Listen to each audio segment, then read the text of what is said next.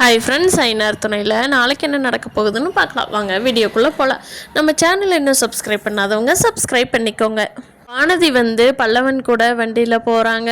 எனக்கு சந்தா வீடு தெரியாதுடா பல்லவா, நீ காட்டு, நான் அங்கே போய் பார்க்கலாம், அவங்களுக்கு ஏதாவது உதவி தேவைப்பட்டால் என்னடா பண்ணுறது அப்படின்னு சொல்லிட்டு பல்லவனை கம்பல் பண்ணி வானதி கூட்டிகிட்டு போயிடுறாங்க சந்தா வீட்டுக்கு. அங்கே போய் பார்க்குறப்போ எல்லோரும் கண்டிப்பாக அவங்க மாமா வந்துடுவாங்க, என்ன பண்ணுறதுன்னு தெரியாமல் யோசனை பண்ணிகிட்ருக்காங்க. சீக்கிரமாக கிளம்பணுமே, மாமா வந்துட்டாங்கன்னா நீங்கள் மாட்டிக்குவீங்க, எங்காவது கிளம்பி போங்க அப்படின்னு சொல்லி சேரன் சொல்கிறாரு. அதுக்கு சந்தாரமும் அனீஸ் இருந்துட்டு எங்கப்பா போகிறது, எங்கே போகிறதுன்னே தெரியலையே அப்படிங்கிறாங்க. நீங்கள் எங்காவது கிளம்பி போங்க, அவங்க வந்துடுவாங்களே, நாங்கள் பிரச்சனையை பார்த்துக்குறோன்னு சொல்கிறாங்க. அப்போ கரெக்டாக வானதி போகவும் வானதி இங்கே எதுக்கு வந்த, நான் எதுக்கு நீங்கள் கூப்பிடவே இல்லையே அப்படிங்கிறாங்க. இல்லை உங்களுக்கு எதுவும் பிரச்சனைன்னு நினைக்கிறேன், அதுக்காகத்தான் வந்தேன் அப்படின்னு சொல்கிறாங்க வானதி. இவங்கெல்லாம் எங்கே போகிறதுன்னு தெரியாமல் முழிச்சிட்டு இருக்கிறத பார்த்துட்டு வானதி, பாண்டி இவங்கள 2 பேர்த்தையும் நான் எங்கள் வீட்டுக்கு கூட்டிகிட்டு போயிடுறேன், எங்கள் வீடு யாருக்குமே தெரியாது, யாருக்குமே சந்தேகம் வராது, நான் எங்கள் வீட்டுக்கு கூட்டிகிட்டு போய்க்கிறேன் அப்படிங்கிறாங்க. அதுக்கு பாண்டி, உங்கள் அம்மா அப்பாலாம் அதெல்லாம் நான் பார்த்துக்கிறேன் பாண்டி, வானதி சொல்கிறேன்ல அப்படின்னு சொல்லிட்டு வானதி சந்தாவையும் அனிஷையும் அவங்க வீட்டுக்கு கூட்டிகிட்டு போகிறாங்க. இத்தனை நாள் பிரச்சனையாக தெரிஞ்ச வானதி இப்போ ரொம்ப ஹெல்ப் பண்ணுறது பார்த்துட்டு பாண்டிக்கே ரொம்ப சந்தோஷம் ஆயிடுது. அடாவடியாக இருந்த வானதியோட போக்கு கொஞ்ச நாளாகவே மாறிக்கிட்டு வர்றதை நம்மளே கண்கூட பார்த்தோம். வானதியே நிலாவுக்கு டஃப் கொடுக்குற அளவுக்கு பொறுப்பாயிருவாங்க போல் போகிற போக்க பார்த்தா.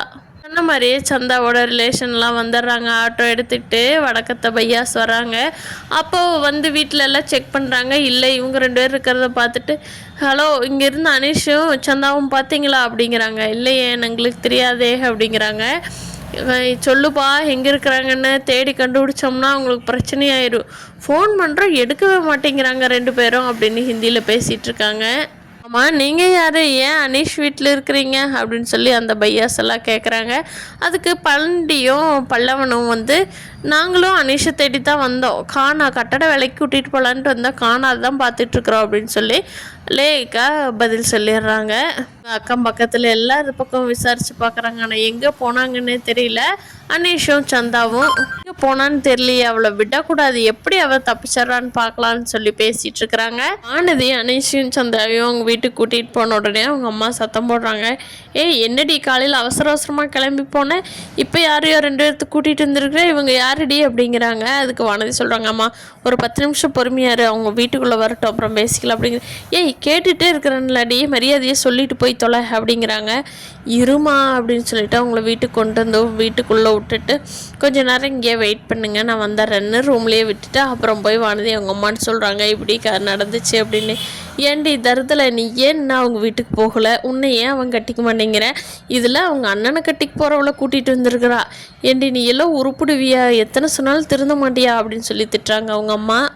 நீ கம்முன்னு இருமா, இது ஏன் பிரச்சனை, அவங்க உயிருக்கு பாதுகாப்பு இல்லாமல் இருக்காங்க, இப்போ போய் தான் அது இதுவும் பேசிகிட்டு இருப்பியா அப்படிங்கிறாங்க.